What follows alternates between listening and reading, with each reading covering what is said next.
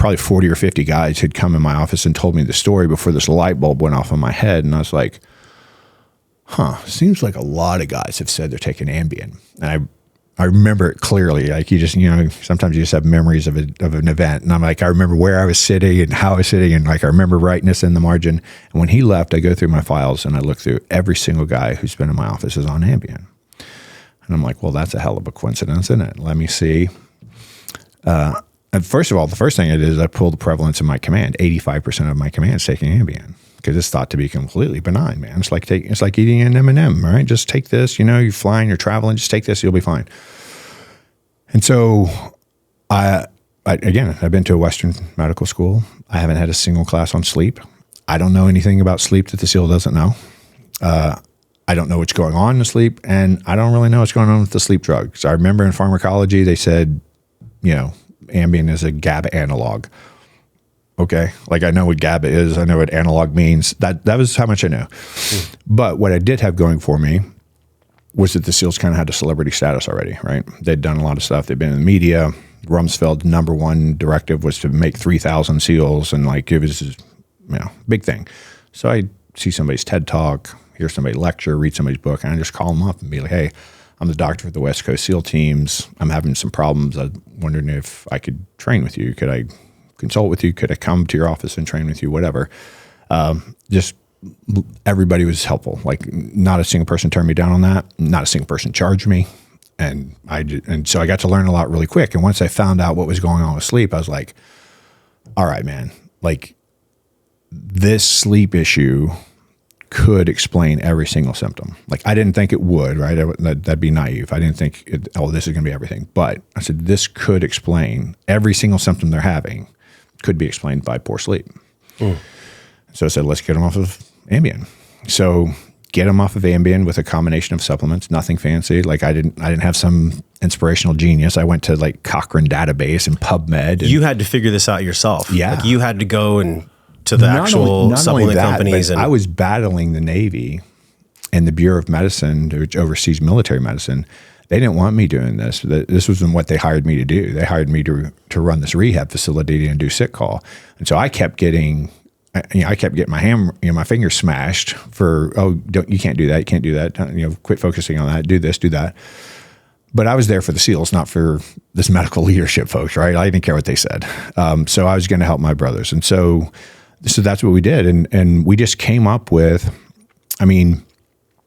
there are certain nutrients that are involved in the production of melatonin. And melatonin obviously is one of the triggers for starting to sleep. And then we already talked about GABA. And like, there's some things that we know that's already in your body that are involved in sleep. So let's put those in there. Like, what has been proven to help with sleep and why?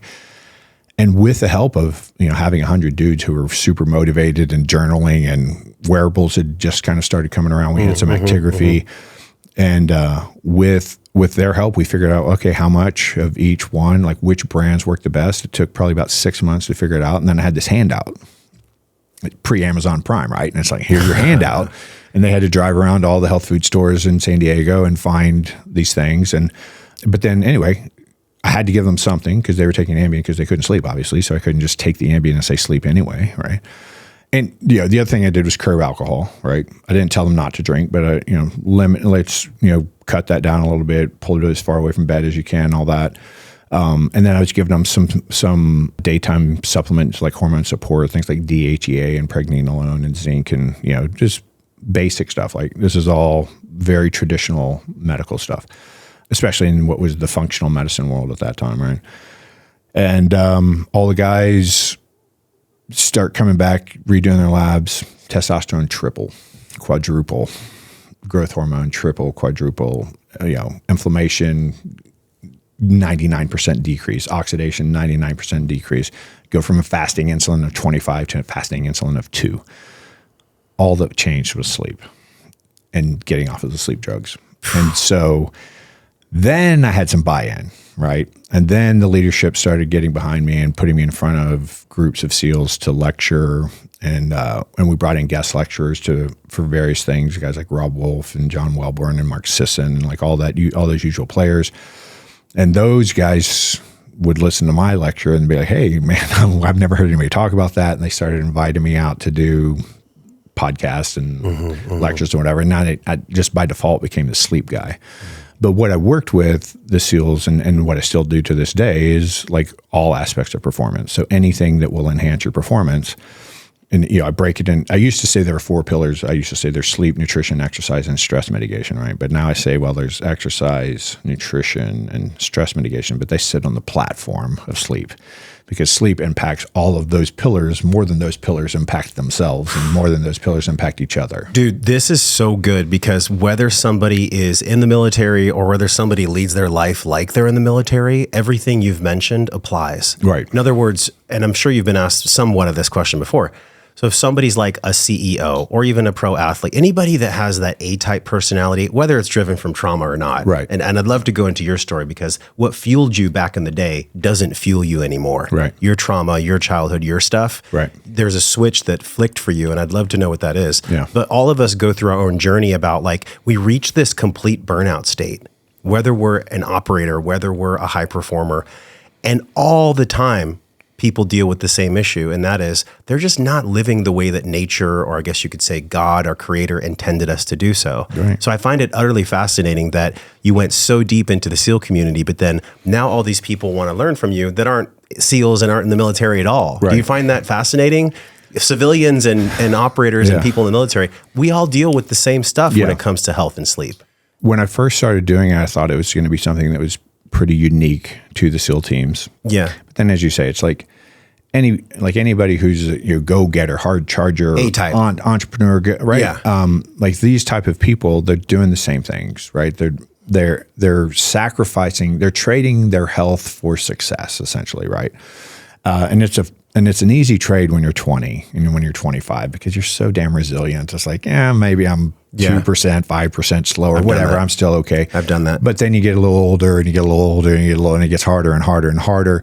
There's consequences. You are damaging yourself and those damages added up. And then, when I left the Navy, I kind of left a void where the SEALs because they're like, well, what are we going to do now? Like, because they're just going to replace me with Joe Blow doctor. I was like, I just keep calling me, right? And so I just figured out a way. It's like I'll do private consulting and I'll make enough money to where I don't have to charge the SEALs.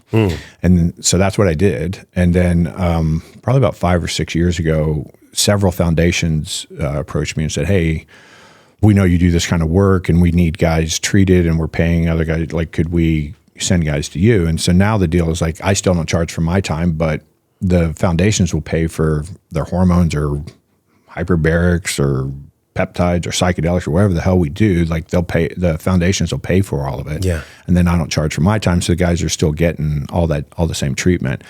But, when I got into private consulting, I thought, I'm going to be dealing with whiny little people who have minimal problems. A Silicon Valley exec who wants to perform better. Right.